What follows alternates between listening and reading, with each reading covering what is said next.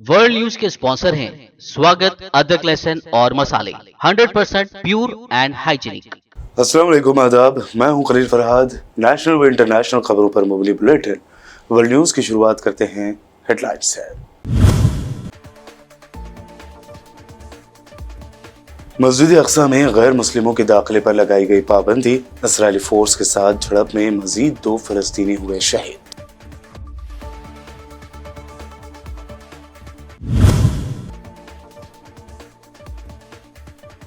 Myanmar की फौजी हुकूमत की इंतहाई वहशियाना हरकत।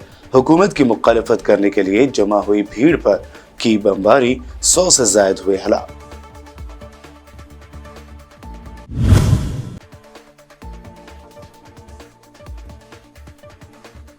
कुवैत में अगले 48 घंटों के दौरान शदीद बारिश का अलर्ट। स्कूल और कॉलेजेस को दे दी गई है छुट्टी।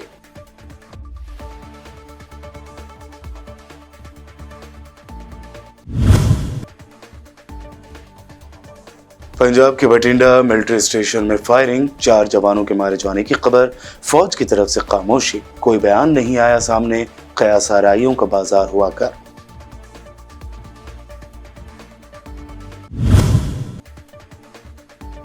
उद्धव ठाकरे की शिवसेना के तर्जुमान अखबार सामना में बीजेपी को कहा गया ढोंगी, ड्रामाबाज और खुदगर्ज। मुसलमानों से मुबैना मोहब्बत की कोशिश को बताया गया राक्षसों वाला और इलेक्शन के वक्त का प्यार। और आम आदमी पार्टी लीडर संजय सिंह ने ईडी पर लगाया संगीन इल्जाम। कहा, पूछताछ में एक शख्स को दी गई धमकी कि तुम्हारी बेटी कॉलेज कैसे जाती है देख लेंगे। और अब पेश है खबरों की तफसील। रमजान मुबारक के अख्ताम तक मस्जिद अल-अक्सा में गैर मुस्लिमों के दाखिले पर पाबंदी आयद कर दी गई है। सऊदी ज़राए इब्लाग के मुताबिक इसराइली हुकूमत ने मस्जिद अल-अक्सा में रमजान मुबारक के अख्ताम तक गैर मुस्लिमों के दाखिले पर पाबंदी लगा दी है, जबकि इसराइली वजीर बराए कौमी सलामती इतमार बिन युएर ने हुकूमती अहकामात की मजम्मत करते हुए कहा कि जब हम पर हमले होंगे तो हमें भी भरपूर ताकत के साथ वापस जवाब देना चाहिए। इसराइली सिक्योरिटी फोर्सेज ने गुज़िश्ता रोज़ तवील मुद्दती मुआहदे की खिलाफ वर्जी करते हुए 800 आबादकारों को मस्जिद अल-अक्सा के अहाते में इबादत की इजाज़त दी, जबकि रमज़ान के आखिरी अशरे में इस किस्म की सरगर्मियों की इजाज़त नहीं होती। मुआहदे की खिलाफ वर्जी पर फ़लस्तीन की जानिब से शदीद रद्द-ए-अमल का इजहार किया गया, जिसके बाद इसराइल ने मस्जिद अल-अक्सा में रमज़ान मुबारक के अख्ताम तक गैर मुस्लिमों के दाखिले पर पाबंदी का ऐलान कर दिया है।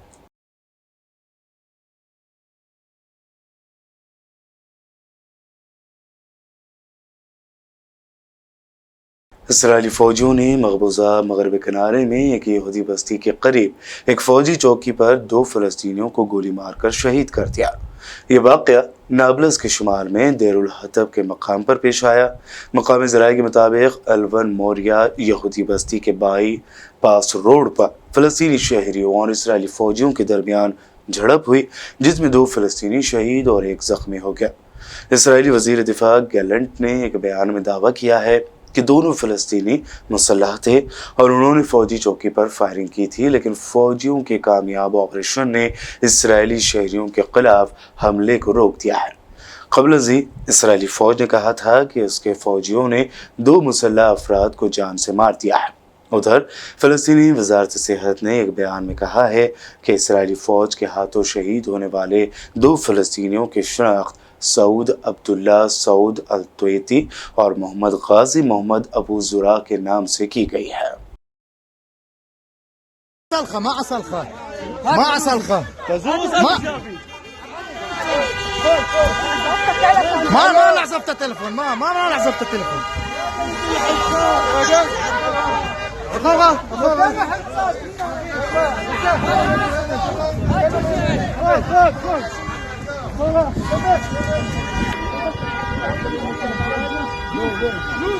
म्यांमार में फौजी हुकूमत की मुखालिफत करने वालों पर बम बरसाए गए हैं। तफसीलात के मुताबिक मुल्क में मार्शल लॉ लगाने वाली म्यांमार की फौजी हुकूमत के खिलाफ जद्दोजहद करने वाली सियासी रहनुमाओं और मज़ाहमतकारों के गढ़ पर ये फ़िज़ाई हमले किए गए हैं, जिसके नतीजे में 100 से ज़ायद अफराद हलाक और मुतअद्दिद ज़ख्मी हो गए। गैर मुल्की खबर रसाई इदारे के मुताबिक म्यांमार की फ़ौज के लड़ाका तैयारों और हेलीकॉप्टर्स ने यंगून के मज़ाफ़ाती इलाकों पर बमबारी की। ये कस्बा मुल्क में 2 साल कबल की गई फ़ौजी बगावत के खिलाफ मज़ाहमत का गढ़ समझा जाता है। ज़राए के मुताबिक महलूकीन की तादाद में इजाफा भी हो सकता है। दूसरी जानिब गैर मुल्की ज़राए ने दावा किया है कि महलूकीन में बड़े पैमाने पर औरतें और बच्चे भी शामिल हैं।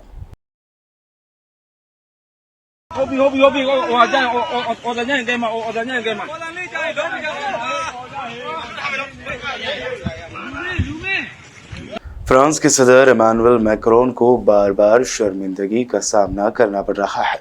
अंडे और टमाटे की मार झेलने वाले वहीं सरेआम थप्पड़ खाने वाले फ्रांसीसी सदर को अब हॉलैंड के बाशिंदों ने तकरीर करने से रोक दिया।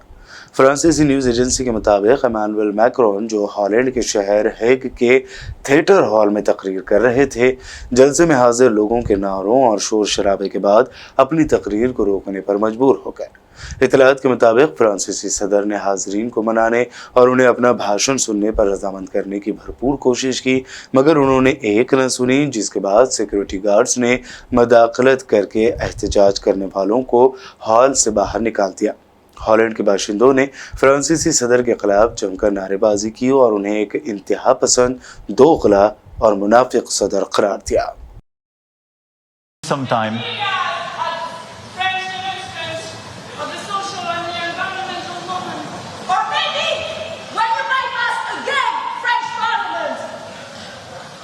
Nobody listens.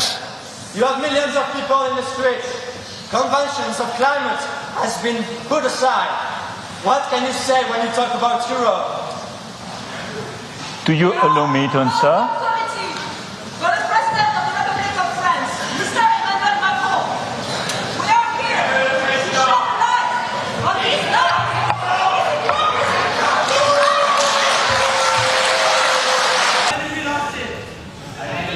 I can answer this question if you give me some time.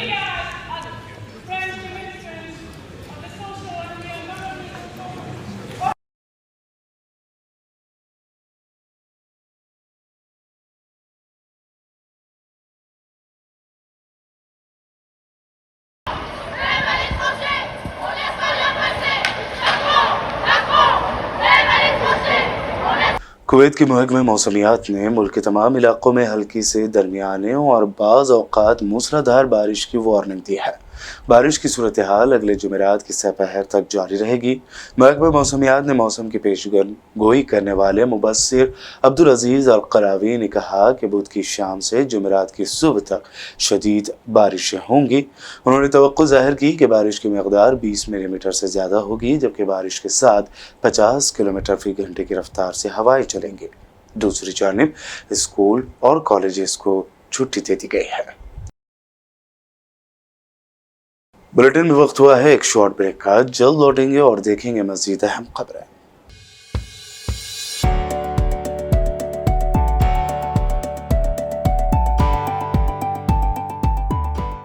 World news के स्पॉन्सर हैं स्वागत, अदरक, लहसुन और मसाले, 100% प्योर एंड हाइजीनिक।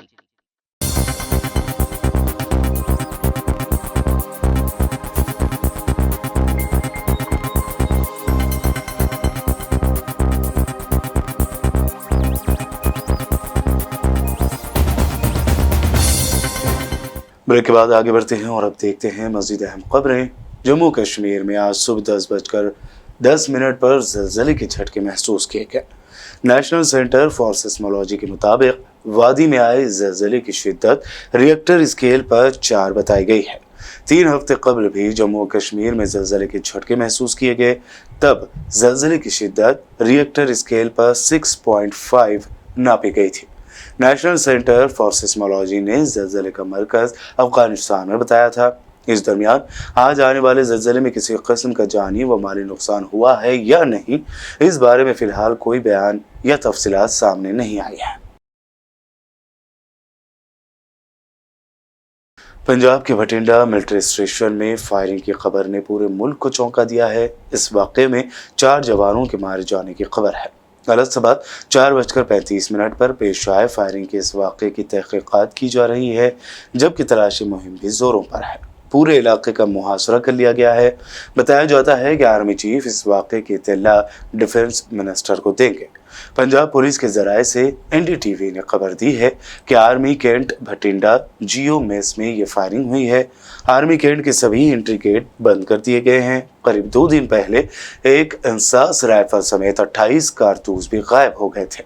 इस वाक़े के पीछे फौज के कुछ जवानों का हाथ हो सकता है। फौज ने फिलहाल मकामी पुलिस को कैंट इलाके में दाखिल होने की इजाज़त नहीं दी है। कांग्रेस सीनियर लीडर और farmer central minister Anand Sharma ने प्रेस कॉन्फ्रेंस में कहा कि भारत के अंदर 2 नजरियात की लड़ाई चल रही है। उन्होंने बीजेपी पर तंज करते हुए कहा कि सिर्फ बड़ी इमारत खड़ी कर देने से जमहूरियत मजबूत नहीं होती। वह देश एक चौराहे पर, शायद आज़ादी के बाद हर संस्था को जो देश के संवैधानिक प्रजातंत्र को जिंदा रखती है, इतनी बड़ी चुनौतियां एक साथ नहीं आई। देश की संसद सबसे बड़े प्रजातंत्र की, ये केवल आज इस बार के सत्र का मैं जिक्र नहीं करना चाहता। पुरानी परंपराएं टूट चुकी हैं। जहां जिंदा चर्चा होती थी, विपक्ष के सवाल उठते थे, सरकार राजी होती थी, बहस होती थी, वो बंद हो गई। टकराव का सीधा, मैं दोष की बात नहीं करता, जिम्मेवारी मौजूदा सरकार की है, सत्ताधारी दल की है। जिम्मेवारी सरकार की होती है कि देश की संसद चले, लोगों की अपेक्षा रहती है चर्चा हो, राष्ट्रीय समस्याएं, जनहित से जुड़े विषय उठें, और विपक्ष की एक भूमिका रहती है कि सरकार की जवाबदेही तय करे। वही एक मंच होता है। अगर सरकार सदन में बाधा डाले और सदन ना चले, एक सत्र नहीं कई सत्रों में, अब किसी भी विषय पे चर्चा की मांग, उसको नकारा जाता है। समय आ गया, ये अंतराल की बात नहीं है कि फिर अगला सत्र आएगा उसमें क्या होगा। एक बड़ा सैद्धांतिक विषय है ये कि हम किस दिशा में जा रहे हैं। सरकार को ये बताना जरूरी है कि दुनिया में जहां भी प्रजातंत्र और संसदीय प्रणाली जिंदा रही है, पनपी है, मजबूत हुई है, वहां भव्य इमारतें बनाने से नहीं होती। हमारे यहां भी बन रहा है नई संसद, पर वो संसद के अंदर कोई चर्चा होनी चाहिए, कोई शोर होना चाहिए। केवल इमारत से प्रजातंत्र की गरिमा नहीं बढ़ती। क्या लोग सिर्फ इमारत देखना चाहते हैं या संसद में क्या होता है उसको देखना चाहते हैं? बाल ठाकरे के बेटे और महाराष्ट्र के फॉर्मर CM उद्धव ठाकरे ने बीजेपी का मवाजना हिंदू रिवायतों में राक्षसनी के तौर पर मौजूद पूतना से किया है। दरअसल उद्धव ठाकरे की शिवसेना के तर्जुमान अखबार सामना में एक एडिटोरियल पब्लिश हुआ है, जिसमें बीजेपी के मुबैना मुस्लिम मोहब्बत या मुस्लिम प्रेम को ढोंग करार दिया गया है। आर्टिकल के मुताबिक बीजेपी को ढोंगी, नौटंकीबाज और खुद गर्ज का सर्टिफिकेट दिया गया है। इसके अलावा मुसलमानों के साथ बीजेपी के रवैये पर भी तनकीद की गई है। इसमें लिखा गया है कि बीजेपी का मुस्लिम प्रेम यानी मुसलमानों से मोहब्बत असली न होकर पूतना मौसी वाला ही है। बीजेपी जैसी ढोंगी और नौटंकीबाज पार्टी हिंदुस्तान में दूसरी कोई भी नहीं होगी। एक तरफ हिंदुत्व के नाम पर मुस्लिम कम्युनिटी पर हमले करवाते हैं तो इलेक्शन आते ही मुसलमानों को चूमकर सेकुलरवाद का बुर्का पहन लेते हैं। सामना के एडिटोरियल के मुताबिक अभी भी कहा जा रहा है कि बीजेपी के लोग मुस्लिम वोटरों से सूफी राब्ता कायम करेंगे। उधर कर्नाटक में आयन इलेक्शन से पहले बीजेपी को झटका लगा है। टिकट न दिए जाने से नाराज लक्ष्मण सावदी ने बीजेपी छोड़ने का फैसला किया है।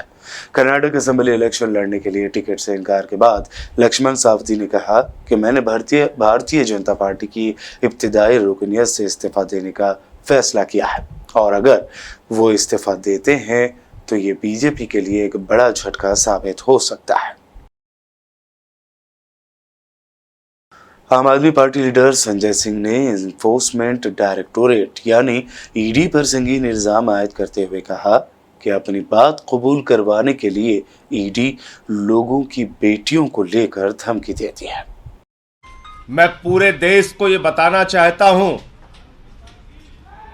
कि इन्फोर्समेंट डायरेक्टोरेट यानी कि ईडी कैसे इन्फोर्सिंग डिक्टेटरशिप बन गया है, कैसे तानाशाही पूर्ण रवैया अपनाए हुए है, इसका एक एक करके आपके सामने आज खुलासा करूंगा। ईडी जो देश की सबसे ताकतवर जांच एजेंसी के रूप में आप सबके सामने प्रस्तुत की जाती है, वो किस तरह से जांच करती है, किस तरह से लोगों को प्रताड़ित करती है, किस तरह से उनके परिवारों को प्रताड़ित करती है। और तो और जिसके कारण आज मैं ये पीसी कर रहा हूं, एक व्यक्ति को कहा गया तेरी बेटी कॉलेज कैसे जाएगी हम देखेंगे। बेटी को धमकी, पत्नी को धमकी, बूढ़े मां बाप को धमकी, मारना पीटना प्रताड़ित करना और उसके बाद जबरन बयान लेना।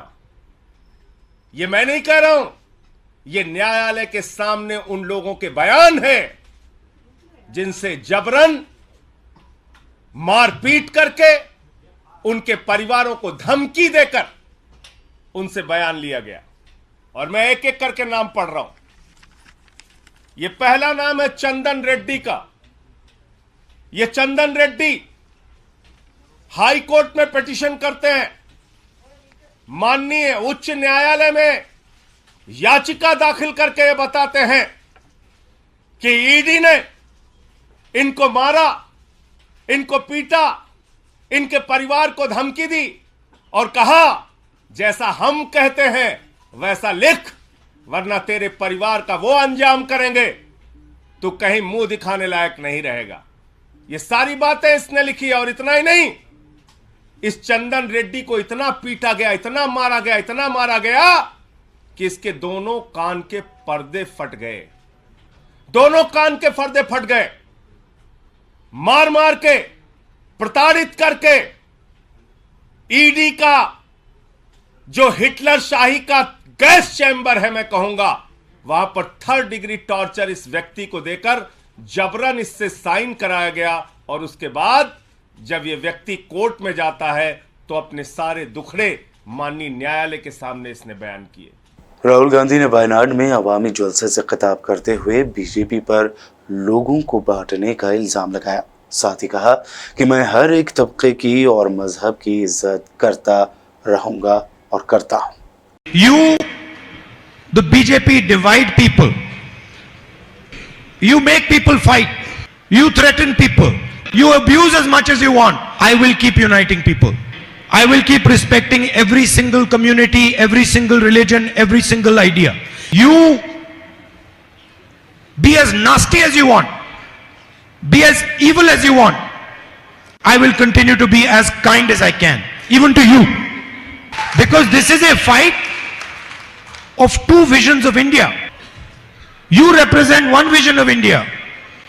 BJP represents one vision of India, and we represent another vision of India. And we are not scared of your intimidation, your aggression, your nastiness. In fact, we find it quite amusing. And I will continue to represent the people of Wayanad. whether it is the night road, whether it is the medical college, whether it is the buffer zone, doesn't matter if I'm not an MP, I will make sure that these things happen in Wayanad. Don't think that just because I'm not your MP and they've disqualified me, my relationship with you is going to change. And I'm not saying for 2-3 years. My entire life, my relationship is not going to change with you now. Let them take away whatever they want. Let them put me in jail. I don't care. My relationship with the people of Wayanad is going to stay the same. और अब आखिर में headlines पर डालते हैं एक और नजर। मस्जिद अक्सा में गैर मुस्लिमों के दाखिले पर लगाई गई पाबंदी, इस्राएली फोर्स के साथ झड़प में मजीद 2 फलस्तीनी हुए शहीद।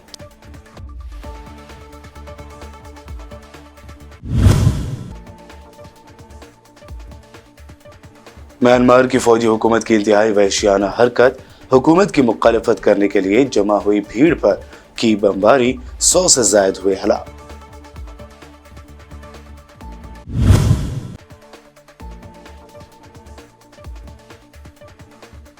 कुवैत में अगले 48 घंटों के दौरान शदीद बारिश का अलर्ट, स्कूल और कॉलेजेस को दे दी गई है छुट्टी।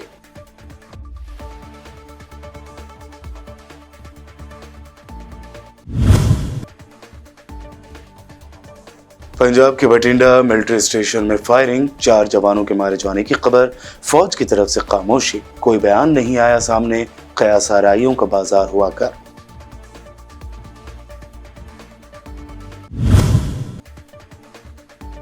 उद्धव ठाकरे की शिवसेना के तर्जुमान अखबार सामना में बीजेपी को कहा गया ढोंगी, ड्रामाबाज और खुदगर्ज। मुसलमानों से मुबैना मोहब्बत की कोशिश को बताया गया राक्षसों वाला और इलेक्शन के वक्त का प्यार। और आम आदमी पार्टी लीडर संजय सिंह ने ईडी पर लगाया संगीन इल्जाम, कहा पूछताछ में एक शख्स को दी गई धमकी कि तुम्हारी बेटी कॉलेज कैसे जाती है देख लेंगे। वर्ल्ड न्यूज में अभी आपने देखी अब तक ये अहम नेशनल वो इंटरनेशनल न्यूज। मजीद ताज़ा तरीन अपडेट्स और दिलचस्प प्रोग्राम्स के लिए देखते रहिए बीबीएन चैनल। बीबीएन चैनल के व्यूअर्स के लिए एक अहम इत्तला, अब बीबीएन चैनल का टेलीकास्ट भारत भर में हो रहा है। हमारे व्यूअर्स भारत में कहीं भी टीवी पर अब बीबीएन चैनल देख सकते हैं। स्क्रीन पर बीबीएन चैनल की टेलीकास्ट डिटेल्स दस्तयाब हैं। इसके अलावा भारत भर में किसी भी एरिया में अगर आप बीबीएन चैनल देखना चाहते हैं तो आप अपने केबल ऑपरेटर को इसके लिए कह सकते हैं। आपकी डिमांड पर वो ज़रूर बीबीएन चैनल टेलीकास्ट करेंगे, क्योंकि बीबीएन एक फ्री टू एयर चैनल है। इसके लिए आपको सिर्फ हमारे दिए गए नंबर पर केबल ऑपरेटर से कॉल या व्हाट्सएप पर मैसेज करवाना है। हम आपके केबल ऑपरेटर तक बीबीएन चैनल पहुंचा देंगे, जिससे वो आपके एरिया में टेलीकास्ट कर सकते हैं। इसके लिए चैनल की हमारी पूरी टीम लगातार काम कर रही है ताकि आप तक बीबीएन चैनल को पहुंचाया जाए।